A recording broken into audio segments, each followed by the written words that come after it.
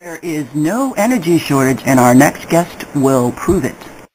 It is my honor and privilege to have an opportunity to speak with our guest who has truly gone where no one has gone before. For most of you, this could very much sound like science fiction, but I'd like you to suspend your disbelief for an hour and pay close attention because everything you will hear is completely factual.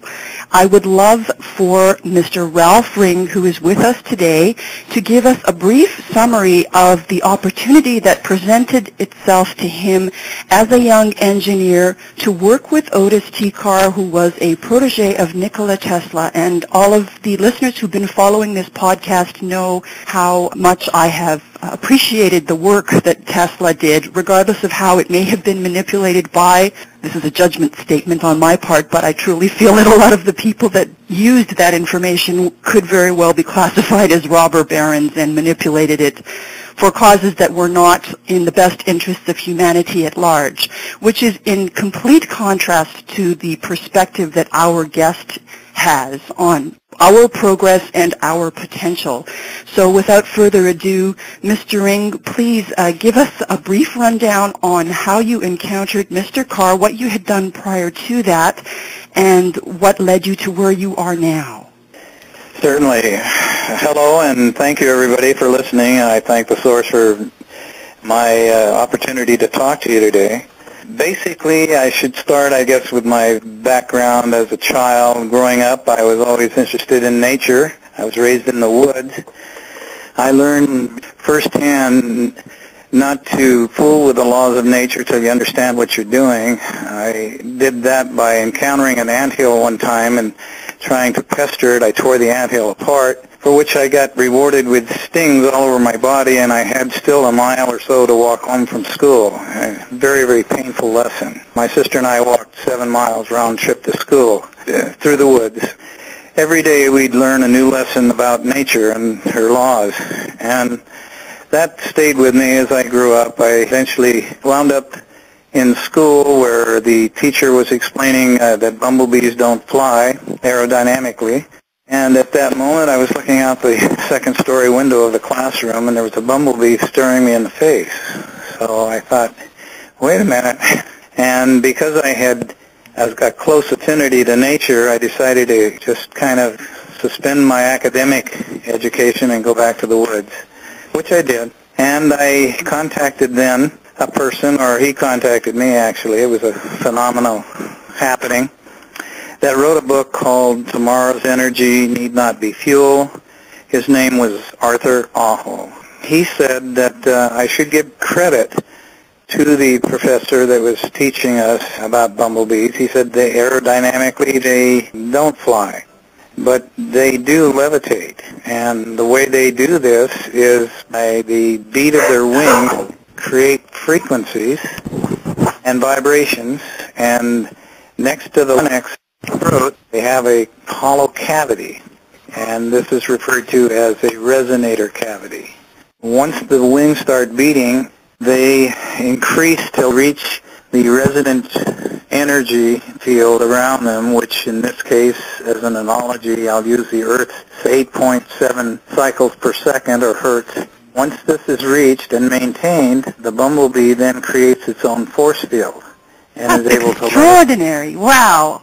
I never was taught that. That's absolutely fascinating.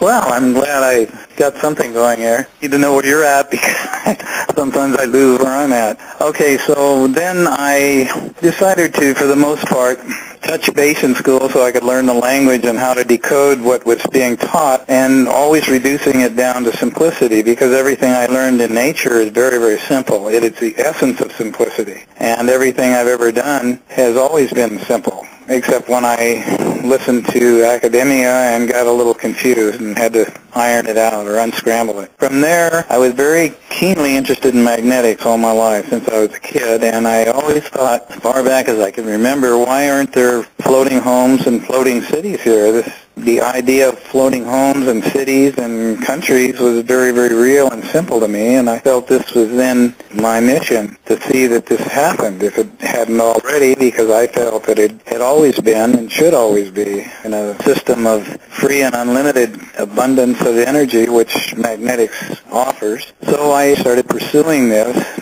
I got into the Army. I went into the Army in 1948 in Fort Ord, California. And my next experience with resonance was when we had to double time to the firing range over a little creek which had a wooden bridge.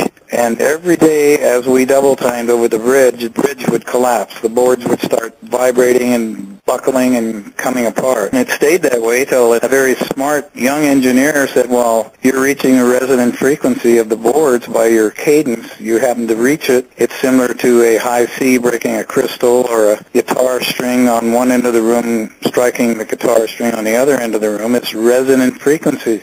And you're starting the boards to vibrate, and they'll lose their molecular bonding. So we were not allowed to double time anymore, and that solved that problem. But then later, my curiosity went to there was a bridge in Tacoma, Washington called the Tacoma Narrows Bridge. It was explained to me that this same phenomena had happened, and I looked it up on the internet, and sure enough, here's resonant frequency again. Once you reach the resonant frequency of your surroundings, you can then change it, just like the bumblebee did. So this is a power second to none on the earth, and I started to research it and found, curiously, that all mention to frequency, vibrations, resonance in many, many texts have been erased, have been deleted. And in researching, I went back further and found out that this was deliberate because of the monetary system. If this energy, if this knowledge of this energy and the process of this energy was allowed to continue, there would be no need for meters on any energy on any level. And it would disrupt the monetary system, which equates to jobs, etc., etc. Well, in realizing this, or in hearing this and understanding this, I went back and I studied. I ran into Tesla. I sent for his book from Yugoslavia, a big, giant, beautiful, leather-bound book that had all of his patents in it. At that time, there was 1,500 patents in the book.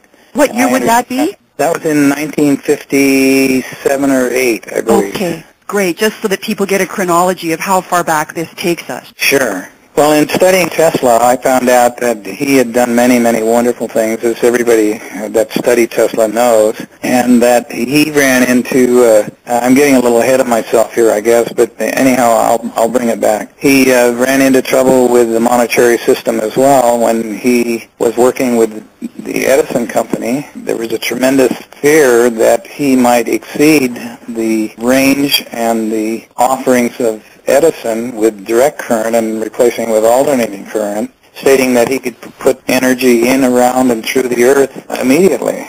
And this didn't set too well. Anyway, before that happened, he was given many, many grants to develop ideas, one of which was in Wardenclyffe, northern New York, Manhattan, and one of which was in Colorado Springs in Colorado. He ran into trouble when he was asked to come in and give a progress report to the money man at that time was J.P. Morgan. He was representing the international banking system, the central banking system, or even back to the Bank of England. It goes way back. And Tesla said, well, you know, I've got some good news. We don't need all these wires and telephone poles to transmit electricity. We can transmit electricity through the ionosphere or through the earth or without any wires.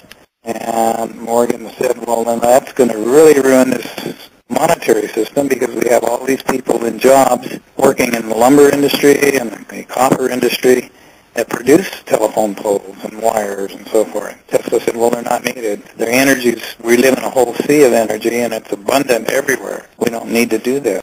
To make a long story short, his funds were cut short and he was feared then for his extremely brilliant concepts of free and abundant energy and natural law and the way things are very simple. So I don't get lost. I'll get back to my story, where I came into this. I went in after I got out of Fort Ord. I was shipped over to Guam. Over there I learned how to skin dive, had a mask and snorkel, and I started skin diving. I liked that quite a bit. So I veer off from the rest of the guys that wanted to go down to the bars and fight and, and scramble. I decided to go skin diving, and I liked it very much. Well, the Korean War broke out. We were shipped over in the 3rd Division, 7th Regimental Combat Team, which was up by the Chosan Reservoir, right up next to China. And it was very, very cold. I remember a temperature of 75 degrees below zero at one time. Oh, my God. Very cold. But we went up to rescue an battalion of Marines that were surrounded at the Chosan Reservoir. Well, in doing so, we did get the Marines out, but we ourselves then became surrounded. So we had a great loss in casualties. When I returned to the mainland, I remember I was one of 8 left out of 300 people that we had landed in North Korea. So there was a lot of casualties.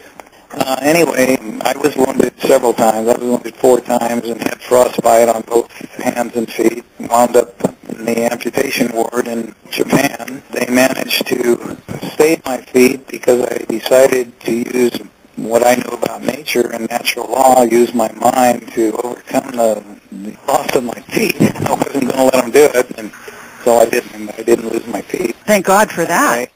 Yeah, it was kind of touch and go, but I managed to get through it. And I thought, well, now I'm back in the States, and I'm ready to go on with my life. I had put in for engineering school quite often, and they kept kicking me back to the infantry. So when I landed in Presidio, San Francisco, and I was discharged, and suddenly I realized when I looked in the paper, there was no ads for machine gunners or heavy weapons people like 4.2 mortars or 105 howitzers.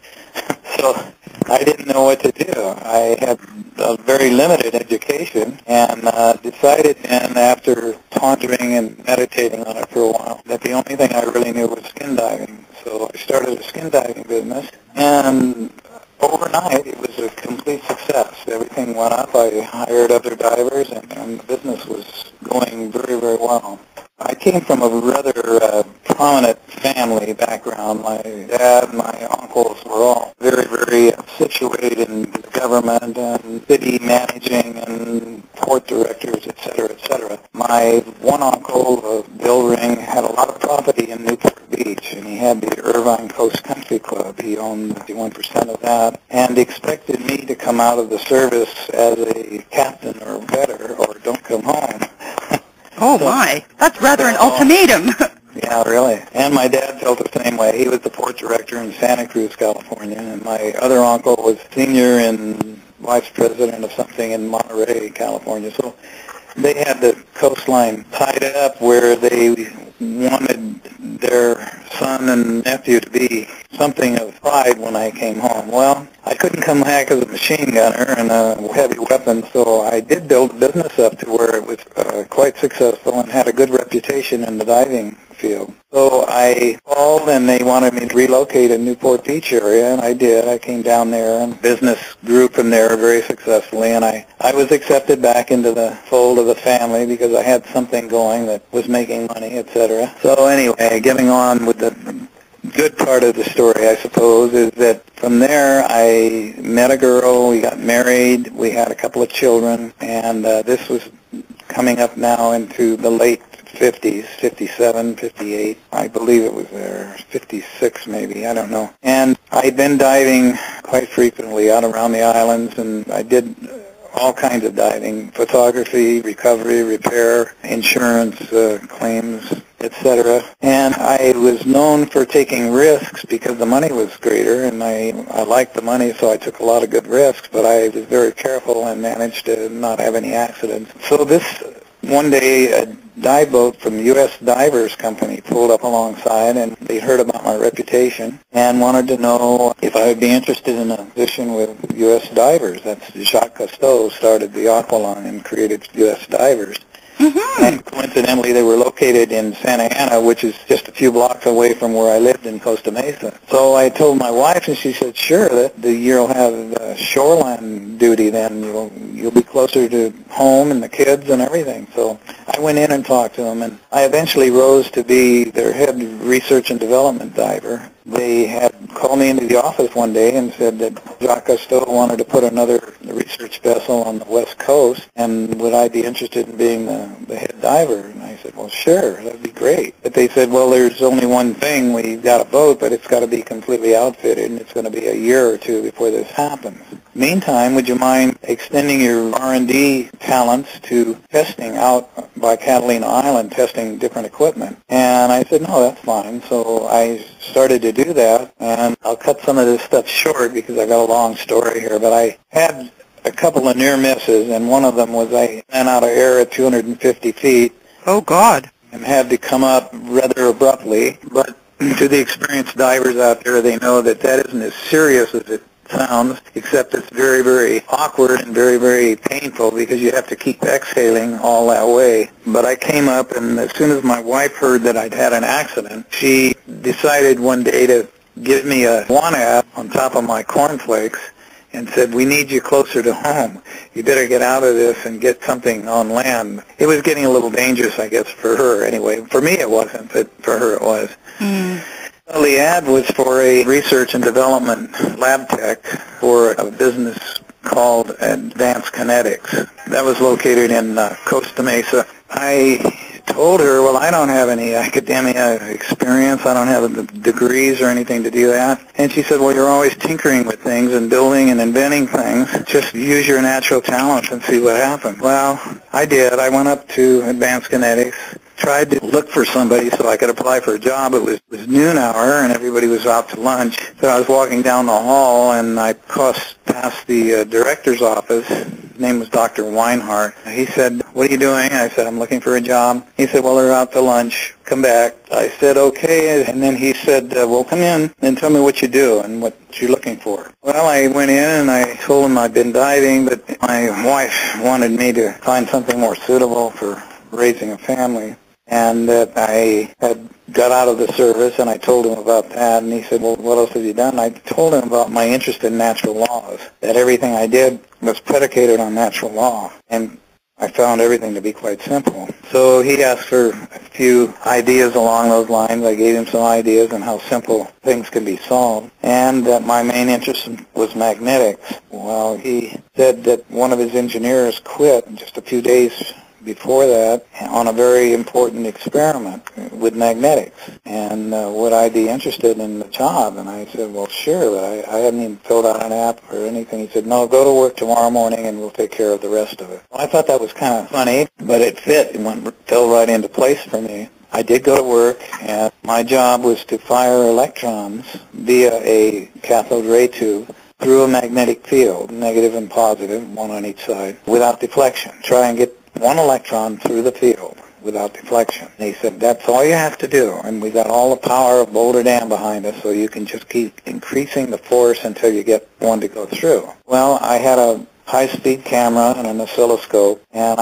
all I did was fire and take pictures all day long of an unsuccessful little electron being deflected to the positive or negative pole. And I realized after a while that they were forcing things when nature, if you understand natural law, you have to work with it. You can't work against it. It will never work. So I was becoming very bored and very uneasy with the job they told me to do because I know it wouldn't work. So I decided, well, I'll take this one home and I know a simple way to do it. And I looked over, the bench next to me was working on levitation, and they were levitating steel balls for about, 4, 5, 6, 7 minutes, and then burning out these coils, which were, in those days, very, very expensive. They're about $400 a copy, and they were using 6, 8, 10 a day. I thought, well, that seems simple, too. I'll work on that. So I went home, and I rigged a torque cord, a television set, and set up another experiment like the one at work. Very crude and very, very simple, but I fired the electron, the first shot, through the field without deflection by pulsing it. That means giving it a chance to rotate in a vortexual motion through the field so that it would gyrate in a circular motion to the negative and positive field, and it jumped through the field just very, very fast without any deflection. And I'd learned that principle from when I was living in the woods, and I watched nature bringing down water from snow caps. The water would always meander. It would always go back and forth coming down the hill, never in a straight line. And it was always successfully renewing itself.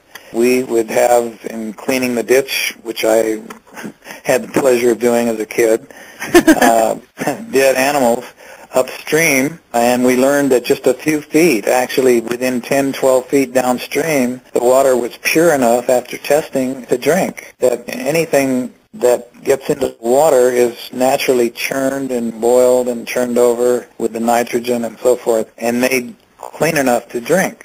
So the principle involved there was pulsing, or resonating, if you will, with what you got to work with. So I got that experiment and wrote it up, took pictures of it. I fired another 20 or 30 shots through there without any deflection. I then went on to the levitation experiment, and I had learned through some reading of the Tibetans being able to levitate acoustically these giant blocks up the sides of cliffs using drums and large horns, which to me equated again to resonant frequencies. Once you reach the resonant frequency of anything, you've reached the 0 point, and from the 0 point, then you're in control. It no longer has control of you. So I put a 15-inch woofer speaker on my living room floor and experimented with different objects till I found a ping pong ball would stand perfectly in the center, levitated at about 28,000 cycles, as well as I could remember. I can't remember exactly what it was, but it stayed there, and it was late, and I went to bed, and when I woke up in the morning, it was still sitting there, so I figured, wow, that's it. I'll write this one up, take pictures, and go in and get some raises. I thought I'd get a raise. Now, what year was this? About 1958 or 9. Wow. Around in.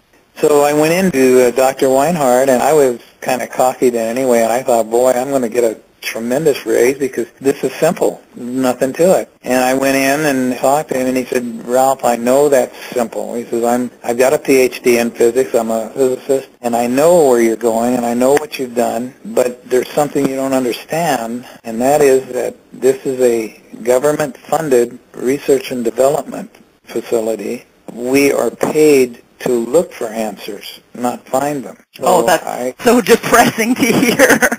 That let the air out of my tires right there. I felt I was flattened. I couldn't believe what I was hearing, because I thought you do good and you get points and you move up and you get more points and you're being helpful to everybody. Well, he said, no, we don't go that direction. And you're paid well, and I was paid well, to look for the answers, but just stay away from this simplicity stuff.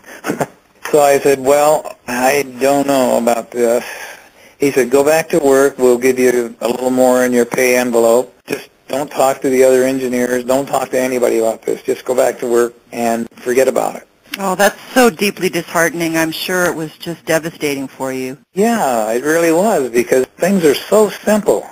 And I just couldn't believe that they didn't want these devices brought forth, because even though I was just a technician and I didn't know much, I figured by passing it on to the engineers, they could modify or improve upon my findings and get something worthwhile going. But oh, without question. I have no doubt in my heart and mind that that was the case, and so many other people who did something similar to that. I can illustrate with an example in my own personal experience. I had actually interviewed another engineer by the name of Professor Wally here in Toronto, who had devised a machine, I believe, very similar to what you're talking about, and I think, in retrospect, this was in the early 80s now. He probably found the resonant frequency of cancer tumors because he was able to bombard a specific frequency at the tumors, and only the tumors would break apart with no side effects. You just basically, the body flushed out the debris from the system, and you were right as rain and in no pain, and the cancer was gone. And I saw evidence of it. He had clinical evidence of it, yet I could not publish the article anywhere, and they would not even test the machine in any hospital in the city. So it was exactly... I rest my case. Yeah, most definitely. I can, on a personal level, I feel for you in ways that you can only imagine. Well, thank you.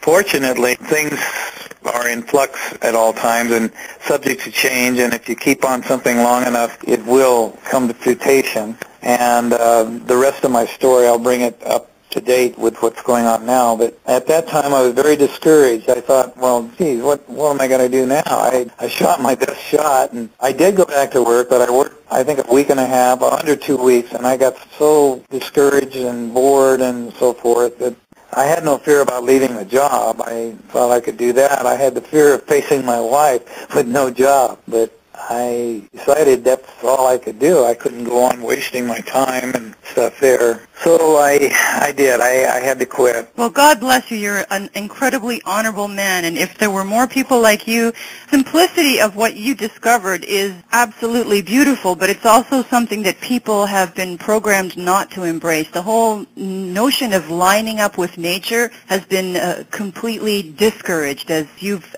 lived through. So the great news is that you persisted, and we have a future on the basis of what you're doing now. Well, yes, we do. As a matter of fact, from there I met some people. There was a group meeting every other night or once a week called Understanding, and it was in Costa Mesa. It was created by a fellow by the name of Daniel Fry, who had got into studying natural law and UFOs and things of unusual nature, and they would come together and try to understand what was going on. And when I told them that I was in a quandary, I didn't know what to do, and they said, well, I was invited to come to one of their meetings and talk, and I told everybody what had happened. They said, well, you know, floating cities and floating homes, we've got a guy out in Oklahoma City that's in trouble, and his name is Otis Carr. And he used to work with Nikola Tesla. And Tesla had been trying to get floating homes and floating cities in his time, and he passed it on to Carr, and Carr was trying to do the same thing. And he was running into trouble because they didn't want this technology. Again, the monetary system came up and said, no, you're advocating free energy, and levitation is free energy. And when he went to get a patent on his spacecraft, as he was designing and building, they said, well, this thing levitates, and there's no such thing. You can't do this according to the second law of thermodynamics, so we can't give you a patent unless you pull your levitation device out of your patent, and we will issue a patent on an amusement device only, which he had to do eventually. But he decided then to write a book called Dimensions of Mystery, where he coded all the information of levitation into poetry and prose and different writings. And he said that, well, someday when they raise their scopes high enough, they'll be able to decode this and know how simple levitation is, and it'll come back into existence.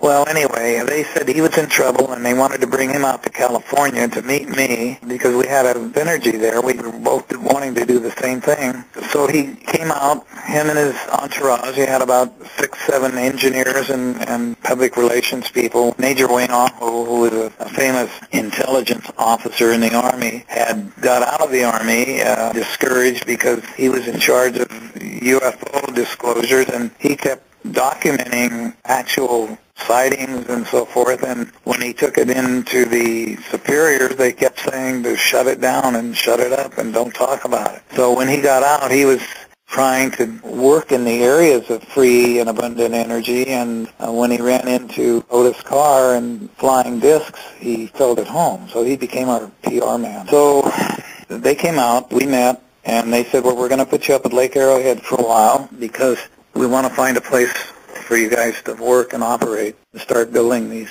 discs, these crafts. They put us up at Lake Arrowhead, where I really got into the heads of the engineers that worked with Carr, but mostly Carr himself. He had told me he had worked with Tesla for 3 years, and Tesla had passed on this technology based in all on natural law, all in simple terms, but it then had to be classified as etheric energy or esoteric in nature because it didn't fit into the categories of our present-day science. So I said, well, and I talked to him day and night while we were waiting to find a facility, and he was talking about consciousness. He said, well, you know, the craft that we'll be building is based on coincidentally, pure magnetism, not electromagnetism or anything else, just pure magnetism, and that we were to remember that there's only one source, there's only one magnetism. Everything else is, in frames of references, a spin-off of magnetism. You have electromagnetism, you have electrostatic, you have electricity, etc., etc., etc. And he equated that to consciousness. And I said, well, what do you mean? And he said, well, don't forget the first thing you learned in science if you were awake,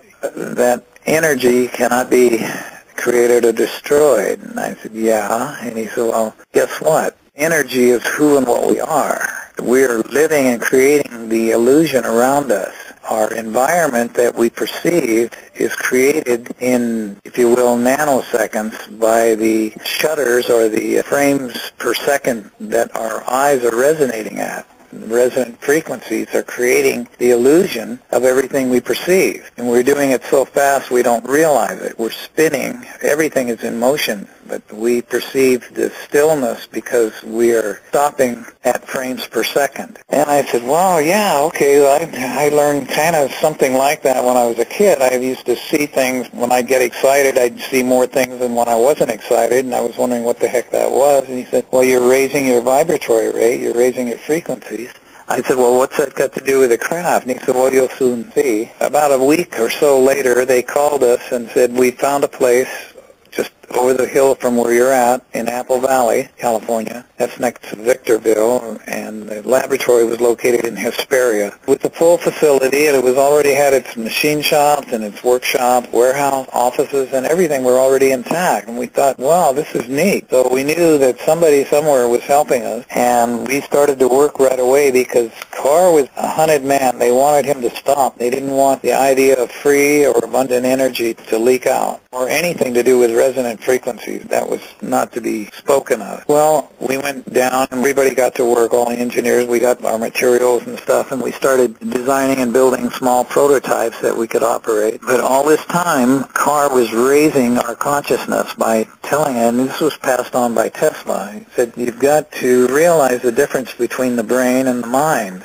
The brain is an organ that operates solely in the third dimension. It's there to operate a machine called the body at certain frequencies, certain vibratory rates, and no more. It's not interested in anything outside of its domain. So when you operate the crafts that we're going to be building, you have to go to the mind, and the mind will give you unlimited capacities to use your imagination and create. Imagination is a creative power that we have, and when the brain doesn't understand that, it wants to reject the idea and keep you safely tucked in your third-dimensional reality. Well, anyway, I could see what he was talking about, and I equated that to what I'd learned about nature and how when you sit and study something long enough, it will start teaching you. You don't have to know anything. All you have to do is want to know, and the information will come to you. Anyway, we started building different crafts, and Carr explained that the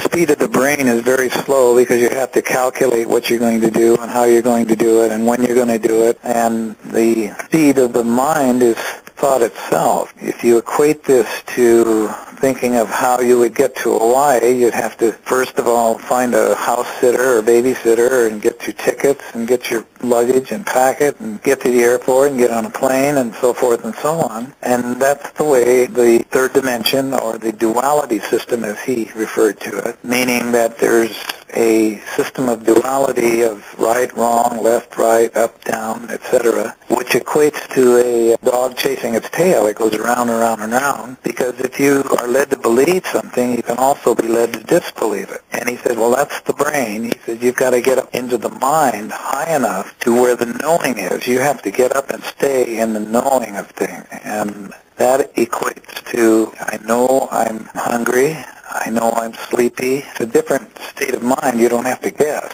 No ifs, ands, or buts. And he said, again, there's only one. There's not two. There's not this duality. One is the absence of the other. That's all. There is only one. And when you get into realizing that and get into the knowingness, that's where you'll find reality. That's the real deal. That's pretty huge. Well, I hope I'm not talking too long about it. I just... Oh, glory, no. No. This is so long overdue. Just please keep continuing on that thread. You're preaching to the choir, my friend. All right. Well, that gives me encouragement. Thanks. From there, I used to talk to him day and night. We'd sit out under the stars, and we would talk simplicities about every single thing in the world, and we reduced everything to simplicity. And we felt this is the world that we should be in, and we're not. So Carter figured that if we can get a spaceship working, or floating home, as I put it, working, and demonstrated that this is entirely possible, we would be able to pull the consciousness out of the Flintstone era into the Jetson era, if you will. Get them into a different consciousness very comfortably, knowing that the power companies and the people that control the meters didn't want anything to do with free or abundant energy. They wanted to always produce it and charge money for it. Anyway, we started producing small prototypes. We got them to levitate, no problem. And I remember on one demonstration, we were in the lab, had a 3-foot model, and it was vibrating at a very nice hum, enough to get the hair on the back of our necks standing up. It felt very, very good. Wow. Anytime we worked around this, we felt wonderfully. It was just magnificent. And I remember touching, this was a little 3-foot model made out of, I think it was T6 aluminum, very, very good aluminum. And it was shaped like a spacecraft, a saucer shape, if you will. And I touched the side of it, and it was nice and sturdy. And as the hum increased, I noticed that it started getting softer as I touched it. And pretty soon it kind of turned into like Jell-O. I could feel it just kind of, as my fingers touched the edge of it, it was turning into Jell-O. And then pretty soon I plunged my whole hand right through the skin of the ship. And it seemed quite natural to me in one sense, but my brain was going crazy because it was telling me it couldn't happen, that it was not happening. Well, I ran into a real paradox. I really, really did. But Carr was over on the sideline just kind of laughing. A couple of the engineers, I guess, had experienced that concept and that kind of thing before, but I hadn't, and it was really new. And after the experiment, I had to corner Carr and ask him about it, and he said, well, that's the difference between the brain and the mind. You remember that your energy, and anytime you want to move from one place to the other, you can teleport. You can go anywhere you like when you use your mind. Your brain is going to restrict you to a third-dimensional illusion. The reality is that you're already every place at the same time right now. That as energy is, so are you. You have never had a beginning and you will never have an end. And you are a magnificent creator, as he put it, and you have the ability to do anything you like at any time. You have been watered down and told you couldn't, or brainwashed, if you will, but that's not reality. That's the illusion or the schoolroom that you've been experiencing in the third dimension. So he said, now, what you did, you used your mind, and the frequencies helped resonate you at the same frequency necessary for that experiment to be successful, and it was quite natural. It's just energy synergizing, becoming one. That is quite simple when you realize who and what you are. So I said, well, then it takes consciousness to operate the craft. And he said, of course. That's why they'll never be successful getting any further than the way they are, except for maybe acoustical levitation and different forms of levitation, but it'll be electromagnetic in nature and very limited in its scope. They'll never get the essence of what we're working on, which is pure magnetism, until they raise their consciousness, because everything is one, and all beings, all consciousness is one, and all energy is one. The rocks and the trees and everything are all consciousness, and when you realize that and you start to use your mind, you can resonate with different things, and you'll know what I'm talking about. So anyway, he said, well, come on, we've got work to do, because we've got to get something going so that we become in the realm of acceptability instead of being rejected all the time. 2 days later, we had another experiment with a different 3-foot craft, and we were vibrating that one, and to the point of like a fan blade, it eventually just got fuzzy and just disappeared. So I said, that's natural. He said, it's probably still there, but it may have landed on somebody's table. We don't know. He said, he said, that's teleportation for you. So he was a wonderful person. He was a jokester at times too, but he knew what he was doing, and he knew what natural law was, and so did I. So I managed to keep up with him. So he said, we're going to take a model we're producing now, and we're to the point where we can expose this to the populace and let them be the judge on whether they want this type of energy or not. And his entourage had set up an appointment with a representative from General Motors to meet at the Riverside Hotel or wherever it was, and somewhere in Riverside, California. And he wanted me to go along. And I was just really a technician, but I was kind of a gopher too. When the guys needed hamburgers or whatever, I'd run to whatever, and I just loved my work. So I did everything I could think of to stay as wide awake in what we were doing as possible. So the appointment was made, and I remember we went down with about 3 or 4 of our engineers. Wayne Aho was there, and I was there, and Mr. Carr. We had I think it was about a 6-inch small levitating module prototype that we had, and we unpacked it and introduced ourselves to this guy and said, we want to talk to you about getting the wheel that's going vertically across the land and tearing up all of Mother Earth and everything, and we want to get it from a vertical position to a horizontal position and have it as a transportational and a habitational device. And we want to operate on the laws of nature and along the lines of simplicity. And here's our little demonstration, and we put this little 6-inch model on his desk. As it just sat there, it didn't even hum, it just sat there levitating. And he had his engineers, he had some people there, scientists or whatever, and they looked it all over and they tested it and looked at it, and they said, yeah, it's working, but it violates the second law of thermodynamics. It can't work under our science. It can't be. We said, well, you verify that it does work and it can work, and they said yes. But then the representative that we were talking to said, no way, Mr. Carr, you're not going to manufacture those things. You'll run us completely out of business. Again, the monetary system cropped up. Without going into a lot of details, we had a lot of dialogue with him, but it wasn't anything that he was going to be interested in. So we left, and as we were leaving, he said, you know, Carr, he said, if you put those things up there, we're going to have to shoot them down. This is not going to happen. We kind of expected that to happen, but...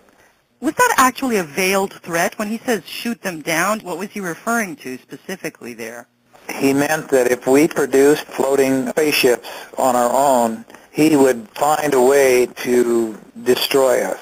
Okay. To get us out of the picture, because it was interfering with the greater picture, with the international banking system and so forth. We're backing all these projects that had to do with the present-day science that was the loop. It kept going around and around and around. It didn't really want to go anywhere, and so they wanted to keep it that way. Of course. You're interfering with their profit margin. Right. So we went back to the lab, and Carr said, we're going to have to hurry now because they're going to find out where we're at and what we're doing, and they're going to come and try and discourage us some more. So we had 2 fully developed and 1 partially developed 45-foot craft. And he honored me by saying I could go along as one of the occupants of the first experiment with a 45-foot craft. Wow. Yeah, I was really excited, and before he let us go, and he was talking to the engineers as well, he said, remember, this is your mind. Your brain is going to have to go to sleep because it won't comprehend what's going to happen. Teleportation does not exist in the 3rd dimension, so as such. So I said, okay, and we were really well briefed on it. He said, what we're going to do is go downrange about 10 miles, and we've already scoped this out. The area that we are going to is resonating at a frequency, if you will, equated to the color spectrum of aquamarine in nature. When you get on board, you'll see what we're talking about. So we got on board, and we 3 of us sat around this giant, about a 3-foot crystal ball, and it had a laser shining up through the bottom of it. As it shined up, it fractured the light into infinite colors, from infrared to ultraviolet, going around the globe. It was just beautiful. It was just millions of colors. I can't really describe it. It was just gorgeous. Oh, that sounds so extraordinary. Oh, it was beautiful, and we knew, because we were briefed, what was happening. And then slowly it started to, I don't know how we were in touch because we didn't have cell phones, but we could hear Carr loud and clear, and he said, now, we're going to aquamarine. So this started vibrating at the color aquamarine, and the whole inside of the ship turned to this beautiful aquamarine color. And he said, remember now, don't think. Do not think, or you'll short-circuit this experiment. Relax, focus, and the intent, just feel aquamarine and let it resonate with you, which we did. I'm kind of explaining it a little awkwardly because I don't remember all the fundamental details of it, but that's basically what happened. Oh, it doesn't sound awkward to me at all. It makes total sense. Oh, good. Thank you. Okay, so what happened, we were there for a few minutes, and then the color of aquamarine faded back down, and the laser was turned off, and Carr said, that's it, that's the end of the experiment, come out and go to debriefing. And we looked at each other and said, well, we really didn't go anywhere. I swear that we never moved from that spot. We went down to the lab in Carr's office, and he said, well, what did you think? And we said, well, it really didn't work because we didn't go anywhere. And he said, well, that's the difference between the mind and the brain. The brain thinks you didn't go anywhere. That's a third-dimensional reality. Your mind knows you did, and it may take a while for your mind to educate your brain. Someday you'll remember in detail what you did, but for now your brain is protecting itself, or something to that effect. I don't remember how he put it. But I said, well, yeah, okay, but right now we don't feel or anything about going anywhere. And he said, well, you teleported. And he said, empty your pockets. We had these jumpsuits on, and we emptied all our pockets out. They were filled with stones and rocks and sticks of all kinds. Wow. There's your evidence right there. Yeah, and I said, well, I don't know where. Nobody came on board. We were just sitting there, and all of a sudden, a few minutes later, we're pulling the stuff out of our pockets. And he said, that's the difference between the mind and the brain. You actually teleported. What happened is you, in time, at our standpoint, you were only gone a few seconds, like 5 seconds or 10 seconds or something. And you'll find that when your brain catches up with your mind, you were downrange about 15 minutes. There's a difference in time. And he said, time is a measurement. It's just a measuring device between the beginning and the end of any occurrence. Time in real life or in reality doesn't really exist that way. You went outside and came back into time. Very likely now is the time when a larger group of people would be in a position to understand what it is that you're getting across and do something about it for the betterment of humanity. Oh, wonderful. Thank you so much. Okay. Well, I can round it off at this point, and if you wanted some additional information... Oh, please. I could easily talk to you for another 6 hours and be in ecstasy based on what I've been hearing. So it's not an overwhelming situation for me. I've been waiting for 40 years to hear this. So I'm just excited like a child in a new playground, and it all makes complete sense to me. That's great. I'll go on a little further anyway. I have a question for you. This is so fascinating. I so wish I had been there with you. And it all, for some bizarre reason, sounds familiar, as in somehow I remember something like this somewhere else, as opposed to something fantastical. It sounds completely doable, and I think at some point, maybe in our chromosomes, we just have some kind of ancestral memory of doing precisely that, because it doesn't sound foreign at all to me. I just have one question with regards to the frequency being at an aquamarine. Was that in order to facilitate the teleportation, or was that in order to coordinate a specific destination? The destination, you see, that ground that they had analyzed, the spot where they wanted to go, yes, coincidentally happened to resonate very, very comfortably with the color or the light frequency of aquamarine. If it had been emerald green, you would have landed elsewhere. Yes, okay. That's right. Everything without exception in the universe has a resonance frequency. It's like fingerprints. There's no two the same. That's why you can do things without harm. That's why the cancer thing worked. He was resonating with the frequency of the cancer cells itself, and nothing else can be harmed. Exactly. That isn't in our present-day medicine, but that's the way it really works, and it's really that simple. Yeah, I'm completely convinced of that. There's no question in my mind. Now, carry on. I won't interrupt you any further. I'm grateful for the interruption. In keeping with your question and your comment about feeding a familiarity, if you remove the word from your vocabulary, maybe, and replace it with a knowingness, you'll find chills going up and down you as you practice that, because we're really one, and I'm just a mirror of who and what we are for everybody. And as I've been somewhere, so has everyone. We've all been everywhere. I know that's kind of far out right now, and I know it's science fiction. No, to me it sounds like finally getting home. That's the reality of it. We're coming home. We're all coming back to the oneness and to where we are and who and what we are, and realizing that the idea of reincarnation, the idea of many, many lives is left then into the brain in the third dimension to ponder, because we in the higher, or if you will, the deeper consciousness of reality know it's not necessary to have past lives in time slots. You can have past lives anytime you want, any resonant frequency. If you want to be Mark Twain for a while, we are. If you want to be Cleopatra, we are. We've been there. We've been that. All of us. Because we are a collective consciousness. We're not just an individual. And separateness is what this third dimensional reality thrives on. If you're separate, then you can be divided and controlled or conquered because of the belief system. They can have you to believe or disbelieve. But once you become a free thinker and get out of the box and think for yourself, then that's their greatest fear, that people will start thinking for themselves and find out that everything in essence is simple, and that we don't need 99% of the things that we're told we're needed are not necessary. We're resourceful, creative, magnificent beings with the power to be without anything and create everything that we need as we need it. And there's no waste, there's no hoarding, there's no any of that going on. So in your feelings of maybe, if you replace that with knowing, you'll find that we are returning home, and that I'm just a mirror, and because of my experiences, and perhaps because I've been there, done that, I've been pressed back into service, if you will, to relay the information to people, because I'm just one of the crowd. I'm not anything better or less than anybody else. I'm just a reflection. So getting back to the craft, we knew that we were in for it, and Carr said we want to get at least the one craft and maybe two crafts going and operate over Los Angeles, bang bells and whistles or whatever we can do to illustrate that this is a live thing, this is happening, this is real, in hopes that we would get rescued before we got shut down. Well,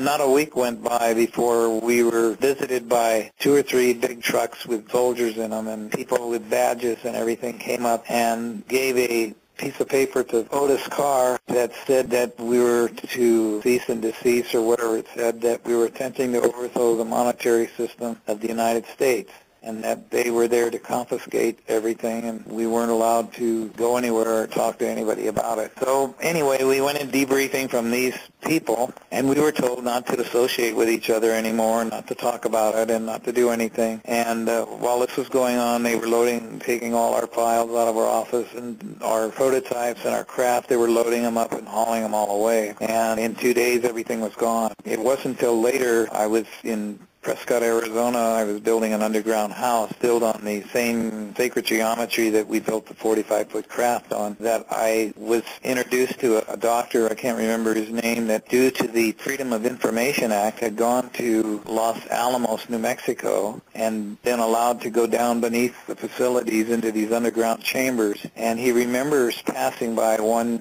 cubbyhole, if you will, or one hangar, and seeing the OTC-X1 there. And he had found out that they had tried to mount weapons on it to make a military assault vehicle out of it. But the technology that we were using, ether technology, if you will, when you're dealing with pure magnetism, weapons won't work. They're obsolete. There's no need for weapons, no use for weapons at all. So they found that to be the case when they tried to fire weapons, and I guess they exploded on them. They weren't successful at all. And as was the operational techniques, they found that just using conventional science, they could not get the OTC-X1 off the ground at all, because they weren't using the mind, they were using just the brain, by way of explanation anyway. Yes, absolutely. There's no room for violence there. That's fabulous. Best news I've heard in a long time. Oh, as Carr used to put it, he said, always learn to love your work. And when you love your work, it will love you back, and you complement each other and go through infinity to infinity with no problem. That if you find any time that you're not loving your work, you better get out of there and get somewhere else. That was his philosophy anyway. We gravitated to different areas. I decided to continue my efforts building craft, and I later had 2 moving parts in the OTC-X1. And I, through solid-state circuitry, found that we no longer needed moving parts, and digital technology came into being. And I kept upgrading the techniques and trying for years to introduce free energy to people and places, and I was always met with the same response that it's impossible, or you can't do it, or you won't do it, or whatever. So I became very, very discouraged. I had gone through a divorce, and I had met another lady, and we got married, and she wanted me to get back into building craft. And at that time, I was at the University of California at Davis, and the professor there, Moeller, was building spaceships that the government was funding or fostering because they were using fossil fuel. They were using little noisy motors that polluted and made a lot of noise and needed a lot of maintenance and everything. So it gave me confidence that they're at least trying to get off the ground, but they want to do it in a way that they can make money by continuing the fossil fuels and the motors and so forth. My wife and I decided to get to a remote area and build a facility so we could start duplicating the prototypes and the spaceships again. We went to Prescott, Arizona, and a little outside of town in a place called Chino Valley. We had to find the land that wanted us, and we had to find the land that we felt comfortable with. So for 3 days we went around. We had a pickup truck, and we slept in the back of the pickup. We kept driving out every day and trying to find the location, and we kept coming back to this one piece of land, and that seemed to be it. So we inquired, and it was for sale. It was 12.5 acres, and it was isolated. There wasn't anybody around or anything, so we thought, okay, well, this must be it. So it was on a hillside facing north of all kinds of rocks. All of the friends that we had met in our travels said, this is Arizona, and you have to be facing south to get solar power, and you're not going to be able to do anything on the north-facing slope. But we learned, and I learned from Carr, that if you follow your intuition, which is your consciousness, if you let it guide you through anything that, fear is a good thing as well as a bad thing. There's this idea of negative and positive is only to get you into the balance of reality, because fear is good. It will save you from falling off a cliff. You listen to it. But fear can go the other way as well, and you can get frozen in fear because of intimidation or setbacks, etc. And it renders you more susceptible to being controlled by other forces, too. Yes, exactly. So we said, well, we're just going to follow our intuition. We feel we can do this. And my wife happened to be a very brilliant scientist. She specialized in sacred geometry, and she knew ley lines and meridians and the Kundalini. She knew everything about how energy flowed and how it worked. And that was a bonus because I never had that before. So she said, come on, we're going to build this. We're going to build a spaceship right in the middle of here in the desert. Well, when we went down to the planning department and told them that we wanted to build a levitation device, they said, no, can't do that. You have to anchor it to the ground. And they gave us all the laws pertaining to building codes, etc. I don't think they have laws for that kind of building. No, and that's, I guess that's where we were stuck. Well, I would say you'd be above the law in this instance. Yes, of course. Yeah. A long story short, we decided that we were going to do it, and if we wanted to use the land, we had to follow their regulations and anchor it. But we knew enough about natural law to know that later on, when the pressures of the consciousness would raise high enough, we could get back to our levitation concept. But we went on and built the house underground, 9 feet underground. It was built like a donut. It had a solarium in the center, and when we got done, the whole house was self-sufficient. It heated and cooled itself. We had solar power, so we had all the electricity we ever needed. We had a computer, we had color television, lighted up the place. We had communication systems. We went to the local community college and took a course in shortwave and got a license because in those days you had to learn Morse code before you could use a ham radio. So we got through the course and got ham radios, and they have a patch on the ham radios where you can talk all over the world. So we were talking all over the world for nothing via ham radios. So in essence, we were completely energy free of the grid, and we had our own garden. We grew our own and vegetables and so forth. And we had solar ovens and we had solar hot water. And we started designing and building small prototypes. But we found that we were being investigated. They were curious about what we were doing, and these helicopters would fly over and they were taking pictures and so forth. Well, about that time I met a genius of a scientist. His name was Walter Baumgartner. He wrote a magazine. In fact, he's in Canada right now, somewhere up there in Toronto. Really?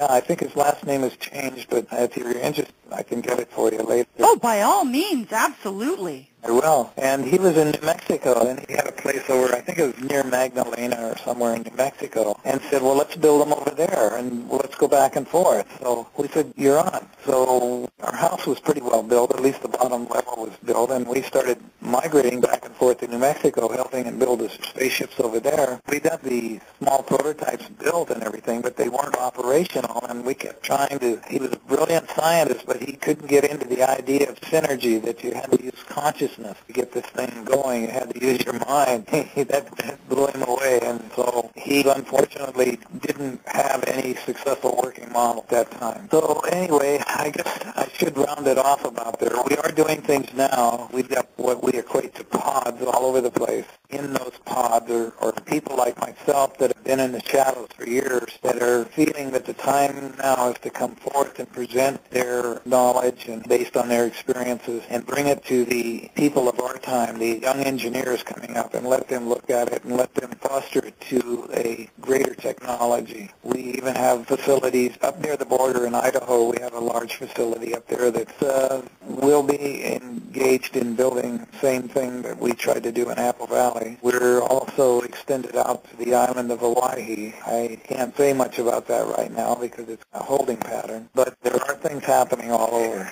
That's so encouraging to hear. For the sake of the listeners who might want to do their own research or might want to participate in some way, I have a pretty broad global demographic, and there may be just some young up-and-coming potential engineer who may be listening to this conversation. How would they be able to get in touch with you, Mr. Ring, and how would they be able to get more background on all of this that we couldn't possibly cover in so short a time frame? Is there a way they can get in touch with you? Is there a website they can go to? Is there some background research they can do on the internet where that information would be accessible and not censored or violated? Sure. The way they invited me to come out of my retirement, I fully retired and was enjoying traveling around the world and things, and they said that this was an outfit called Project Camelot, and they encouraged me to come out. They said the time is now already. People are going to listen this time. Please come out and talk about it. And so they sent a film crew over, and they took a video of me, and the first one, the sound didn't come out right, and I had, in the interim, we're getting knee replacements. I'd had a motorcycle accident years and years before, and as I was getting older, the pain was getting to my knees quite severely. So we had a friend of the family who was a surgeon, and he said, oh, there's no problem. We can replace your knees, and you'll never have another bit of pain. So I said, okay, fine, that's great. And I went in and had one knee replaced and got out, no problem. And I had the other knee replaced and got well and got into rehab with no problem. Getting ready to be released the next day, I woke up in the middle of the night, and they were giving me a blood transfusion, and I asked them what for and why, and they said, you'll have to ask the doctor. Well, before I could ask the doctor, they rushed in a gurney and strapped me into the gurney and put me in an ambulance and ran me code 3, 25 miles away to another hospital. And as I got there, the doctors, there was 2 or 3 doctors waiting for me, and they were starting to take all kinds of tests, and they said, you're dying. Your white cells have gobbled up your red cells or something to that effect. And we're going to bring you back. Don't worry. What? No. Am I going on too long with this? Heck no! This is right up my alley because the medical mafia has certainly been a bane to my existence, so please carry on. Okay, well, and it was curious because we had a hospital right next to the rehab, and they could have put me there, but they rushed me 25 miles away, and the reason they surmised, the doctors at the hospital, was that they gave me the wrong antibiotic, and that it was killing off all my white cells, and that I was in the problem. My immune system was down to almost zero. I was dying very, very fast. Oh, my God. So they just did test after test after test and did different things. So here are people who gave you bionic knees, yet they didn't take the time to determine what appropriate antibiotic was for your specific biochemistry. Exactly. I thought that was kind of curious myself. But really something I didn't expect. Well, they had me in intensive care for 11 days, and after 11 days I'd gone through everything known to modern science. I had colitis and C. diff and double pneumonia, and I don't know, there was 17 different things wrong with me all of a sudden. Oh, glory be. I'd had it. And along with that, I had a swollen scrotum, which wasn't very pleasant. It was very uncomfortable, and I had it. How long ago was this, Mr. Ring? Just last May. I know it was my wife's birthday, and my dear and closest friend's birthday happened to also be in May. It's my reference point. Mm. But anyway, the doctor said, you know, if you got a priest or something, you better call him and you better get your wife. They said, we've just done everything. And you're not recovering. You're not coming back. You're not responding to anything that we're doing. Well, I talked to my wife, and she called my best friend, who is Marcia Brown. She lives down in Phoenix, Arizona. She is among other things, she's a minister, and she married my first wife and I in Chino Valley when we built the underground house. She's also coincidentally a Knights Templar. She's a Grand Dame in the Knights Templar. It goes way back in their history and so forth. But anyway, my wife called her, and she was a corporate executive at the time, and she just ran out of the place and got a plane and got up here as fast as she could. And it was something very mystical that happened. Her and I have been very deep spiritual friends for years and years and years. And she came to me and reminded me that I had a job to do here, and said that you're not going anywhere. You'll go back to the wheel of life and reincarnate and come back and do it again unless you make a decision to stay right here and now. And also my wife said, yeah, and you've got to take care of me too. That's your job. So they convinced me, and I, in the best way I can explain it right now, I realized that the body of me was finished. It was hopeless. But I tuned into the mind, which I knew would always save me. I've never been disappointed with following the laws of nature, and I favor calling on Mother Nature a lot. So I called on Mother Nature, and I went to the mind and concentrated on what was happening, and I realized that in almost nanoseconds, I went through the corridors of what's called death and found that there is really, honestly, no death. It is dimensional changes or a metamorphosis, that you change from like a caterpillar to a butterfly. And I went through that in nanoseconds, and I could see the old me in the hospital room, and the old doctors, and the old wife, and the old friend kind of dissolving out of that dimension, and me coming into this light in the new dimension, and it all happened in just a split second. And my wife and best friend said, well, you're lit up like a Christmas tree, and you look good, and that you're the same, yet you're really, really different. So anyway, from that point on, I realized I have a resilience now and a fire that I've never had before to get this information out. So when Project Camelot called me back because they didn't have the first film, sound wasn't any good, and asked for another interview, I said, sure, I want to get the information out now. And so he came back, and we took another one, and that can be found on the internet, just typing in projectcamelot.org, and you'll come to a menu that has many things on it, one of which is interviews, and I'm just one of several brilliant people that have done that. I'm familiar. I actually interviewed Michael St. Clair, who was interviewed through Project Camelot. Excellent.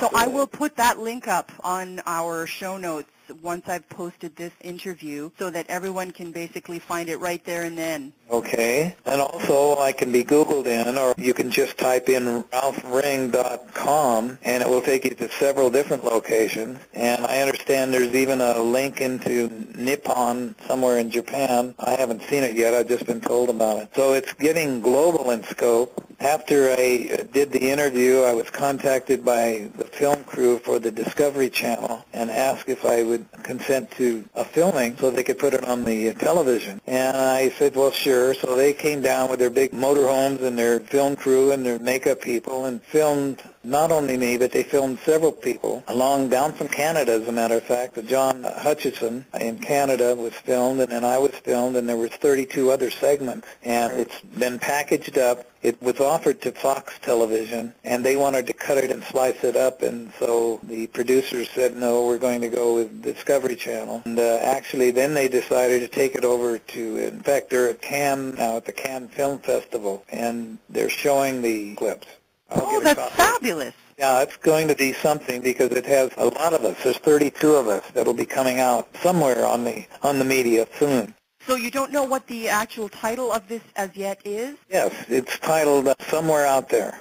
Somewhere Out There. Okay, and the launch date remains to be seen. It'll be somewhere in early '08, somewhere, whenever they want to schedule or fit it in. I don't know their schedule. Okay. And then, I won't take up a lot more of your time, except the History Channel then called me, and they want to come over and put me in a segment for the History Channel eventually. So that'll be coming up probably late 2000. I don't know. But I'm getting all kinds of things like that happening. So there'll be things to watch for on the media or on the Internet. If they want to reach me personally, they can contact me at Vortex, that's spelled with a V, VORTEXX, 3 X's, followed by the numeral 3 at AOL.com. I've been encouraged to get a website, and I've had people trying to get to me to set up a website, but I've been so traveling around and doing things that I haven't as yet got a website. So maybe someday I will have, but as of now they can reach me through my email address. And that I'll be available. Any young engineer that wants to know more and get into ether technology or beyond, they're welcome to call me 24/7. That's fabulous. So I guess I'll better round it off there. I've taken all of your time, and I'm so sorry that it ran over to this point. Oh, no, don't ever apologize for that. As I say, this is a crucial time in our history as a species, I believe. And finally, I think the hardest thing in the world is to have come into this reality, having a vision that goes beyond the end of your nose, and then pointing to it and finding so many people saying, I can't see it, or even worse, no, you can't point in that direction because we won't let you. So finally, I think I'm so glad to hear that you chose to revive your immune system long enough to bear witness to something that you've basically been forced to hold inside, which is incredibly difficult. To have access to that information and not be able to share it is probably one of the most painful experiences anyone could possibly imagine having to deal with. So I think the long suffering and the silence being broken now will certainly be a reward for you, I'm sure, personally, and for everybody who's up and coming now, so that in our lifetimes we can see that kind of a miraculous paradigm shift happen on a collective level, not just as individuals. Oh, yes. I long for that to be happening. It is slowly happening as the old is phasing out because it's becoming obsolete. The new is coming in. And I don't feel that this technology will ever be stopped because of the Internet and via the consciousness now that is being raised by the essence of who and what we are and the time frame that we're in, that this will all come to pass in a very few years now. I think I mentioned before about the bumblebees disappearing. Did I mention that to you? Well, you certainly mentioned the way in which bumblebees levitate, but you didn't talk about them disappearing. Okay, well, I got it originally as a quote from Einstein, but it doesn't matter if Einstein said it or anybody said it. I talked to farmers about it, and it was said that, and it was quoted as Einstein saying it, but it doesn't really matter, that when the bees of the planet start disappearing, we've got no more than 5 years left to the extinction of man, unless we get busy and change our consciousness. And I talked to farmers about this, and they said, well, yeah, Einstein didn't have to say it. Without bees and pollination, we're within 4 or 5 years, unless we come up with some new and better technology than what we've got, we're going to become extinct. So that puts it in a time slot. Well, that's a perfect way to round things out because we began with bees and we're ending with bees. That makes it a beautiful circle, and I certainly don't interpret that from a negative perspective. As you so beautifully pointed out, time is an illusion and it's just a marker for the beginning and the end. So from my perspective, this is just a marker that's perhaps indicating the end of our infancy and the beginning of the development of humanity to the next level, which is something that you're certainly aware of and being able to bear witness is a miraculous privilege, I think. It's wonderful to be alive now. Well, thank you so much for your time, your patience, and thank your audience for listening to me. I'll leave you with just a reminder that was passed on from Tesla down through Carr and now through myself, that you have to untie the knots. That's at the end of these words of can, you tie a knot in it, which says cannot, or do not, or will not, or won't and don't. If you untie those knots and refuse to accept them, refuse to accept the knot on the end of those words, you'll find your consciousness raising into a new reality. You'll begin to see things differently, because the fact that you have the courage to say can instead of can't will lead you into a higher and a more vibrant state of mind. Well, God bless you, Mr. Ring, for getting rid of the knots. And there's a whole lot of people who will be doing that in a very short amount of time. I'm absolutely convinced of that. And I hope I will have the honor of being able to talk to you in the near future and verify that. Certainly, and I'll keep you posted if you like. Just call me anytime. Please. Internet. I will make a point of it. All right. Thank you so much, and thank everybody, and especially thanks to the Source for allowing this time for this to happen. Thank you. Absolutely. Thank you. Have a good evening. You too. Bye-bye. Here's